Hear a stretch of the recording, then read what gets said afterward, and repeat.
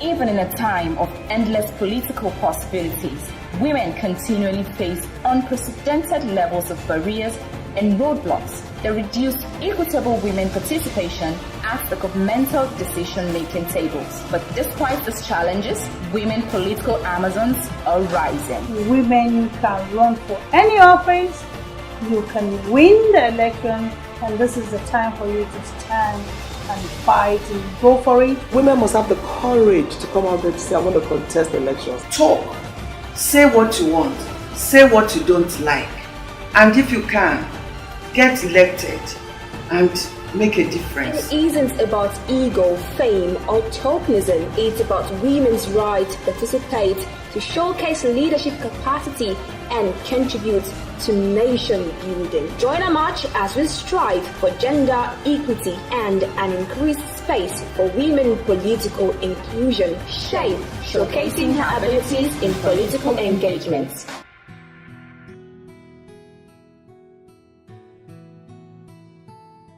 For several years, the Nigerian political space has been deficient in the nurturing touch of the woman, from the lack of belief in the woman's leadership capacity, to stereotyping, to gender imbalance, and just so many other challenges. Now you may ask, what about the women who are actually standing in Nigeria's political space? And these are Amazons who have not deterred. This is SHAPE, where we showcase her abilities in political engagement. On SHAPE, we seek to encourage every woman out there to venture into politics and also ensure a woman political inclusive space. When you hear the word Amazon, what comes to your mind? That's for you. Now, and that's for you too. Oh really? We all know this. I'm a warrior. Of course, the inner woman warrior. Now, SHAPE brings to you all shades of Amazon, just to encourage inclusive women in politics, and also encourage and also boost the morale of females out there who want to venture into politics. And this is why SHAPE is brought to you by Young States Foundation with support from you and women. Right about now, it's time for us to bring to you our woman Amazon for this episode. Stay with us.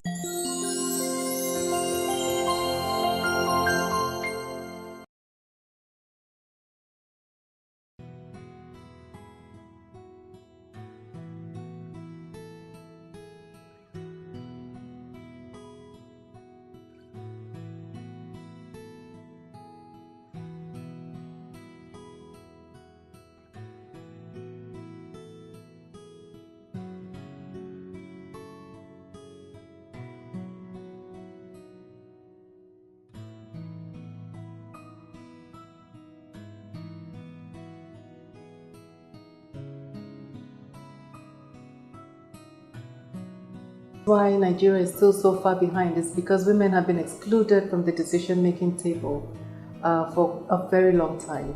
And yes, you're right, it starts from our culture, from our traditional institutions.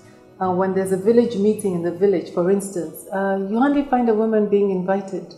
You find mainly men have meetings, they decide on who is the district head, who is all these other people in the council of even a district or a village that represents people. And there's hardly, in my constituency, there's no woman on that council, the village council, that sits to supervise and to guide and to protect issues regarding the village. So from that point, already women are being discriminated against. At least in every village council in Nigeria, there should be a minimum of, if there are 10 men, 3 of them should be women, 7 should be men, and 3 of them should be women.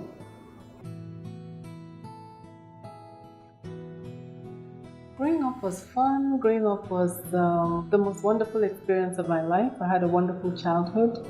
A father who was loving, caring, politician of course, and a mother who was a homemaker, a teacher, a professor, also self-driven, later became an ambassador to the Netherlands, and a self-accomplished woman in her own right. So I came up from a family where we had to imbibe the goals of being self-accomplished. Of course, I was in school. I went to Christian Missionary Schools, Hillcrest Baptist High School in Jos. From that point on, I went on to become a lawyer at the University of Jos, and then I moved on to America to study further and to start working. While I was in America, I became interested in politics, what was going on in Nigeria. And I was fortunate to be the initiator of the Nigerian Policy Group, which is a group we set up during the dark days of the Abacha rule to advocate for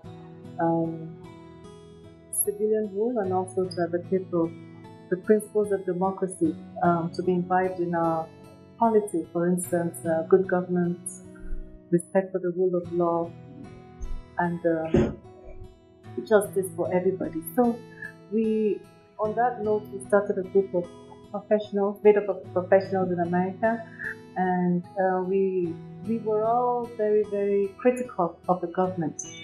And so one day I thought to myself, I said, why am I sitting here in America in this law office? I was working with GM Naka at the time, criticizing when I can come home and make a difference. Yes, what triggered the interest to run for office was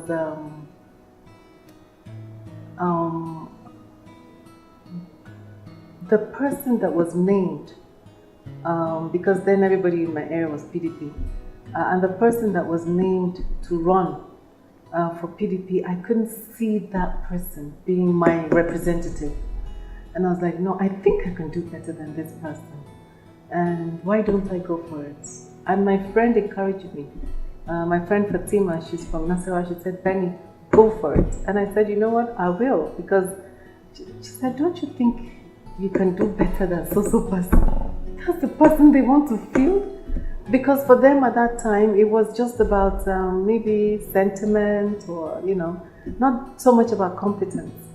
And I thank God that I went for it, and it worked. But just winning my first election wasn't enough. I had to prove myself. And every election, you have to prove yourself, and you have to prove yourself. So that has actually helped me a lot. Why Nigeria is still so far behind is because women have been excluded from the decision-making table for a very long time. And yes, you're right, it starts from from our culture, from our traditional institutions. When there's a village meeting in the village, for instance, you hardly find a woman being invited.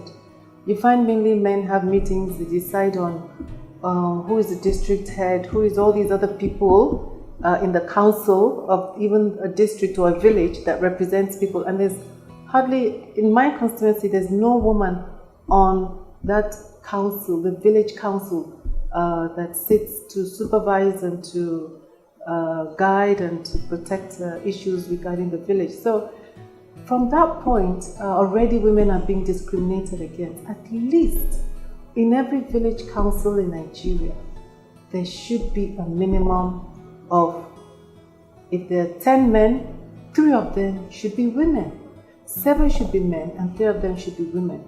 And then of course you come to politics. When it comes to women running as councillors, which is representing a ward, you find that in most cases, when women contest for these elections, already they are being thought to be inferior. Oh, they're men, why are women coming? Why don't you go and stay at home? And if you're a young woman or a woman who is driven, elderly, but you have a lot of passion, they see you as a woman, inferior. They look at the men first. Obviously, the political parties are not doing enough, and that was why we tried to bring the an amendment to the Electoral Act. When I was chairing the Committee on Human Rights, we brought that amendment, and the same amendment came in the last review on the constitutional review process. However, it was rejected at all times. I think the parties really have failed women, because if the parties really had considered the rights of women politicians or women's participation in politics, they would take proactive steps to include women and give them that 35%. But I think women also haven't done enough to advocate and to keep advocating for that 35%. And what do I mean? In South Africa, what they've done is the ANC were able to get that over 50% by a negotiation process, not through a law. And then through the negotiation process, they told very clearly the ANC that we, the women of the ANC, will mobilize all the women to vote for you. But you must give us so and so and so seats. Do you agree? If you let us have so number of seats, we will give you our votes. And every year, the ANC women would ask for more, ask for more. They started from 30% and they asked for more. And they got it from the men. And we can't get it without fighting for it. We have to keep advocating, we have to keep fighting for it. SHAPE, showcasing her abilities in political engagements. Host a SHAPE roundtable and film screening. Do you feel strongly about any of the women issues raised in the SHAPE series? Would you like to do something to increase women representation and rights? Would you like to host a SHAPE roundtable and film screening with other females around you? For more information on how to host a SHAPE roundtable and film screening, send an email to shape@youngstatefoundation.org or call 0703 5535 876.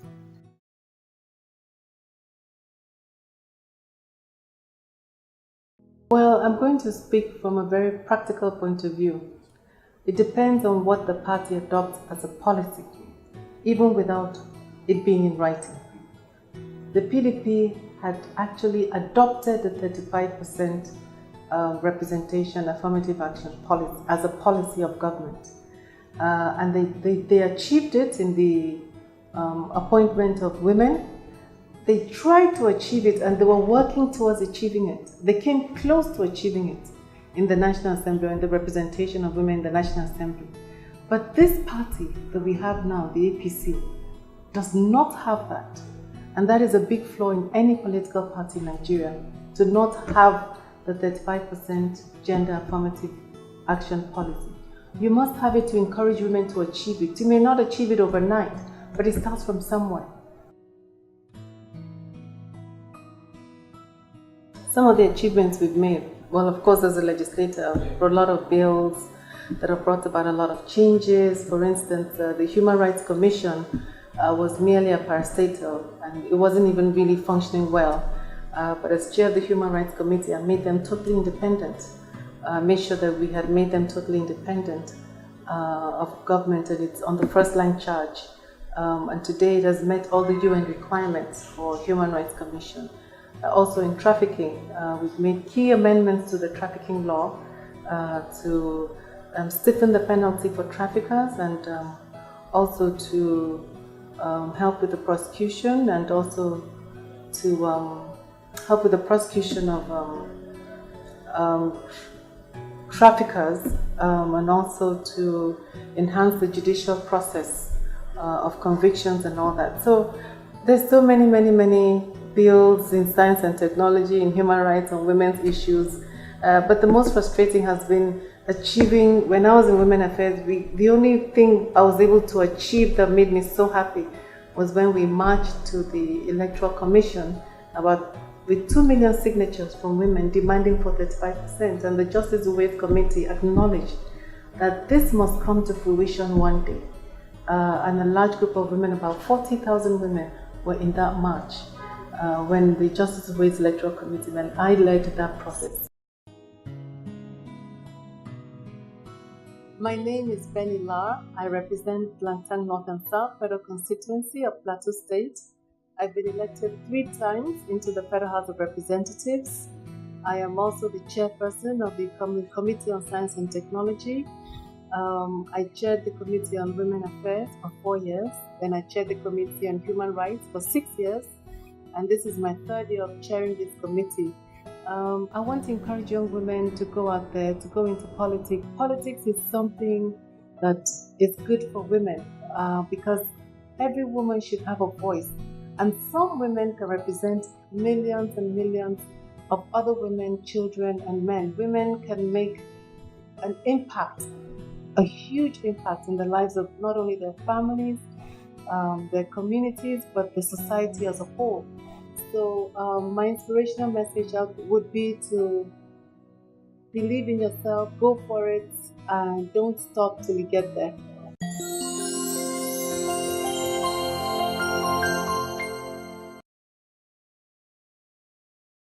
Host a SHAPE roundtable and film screening.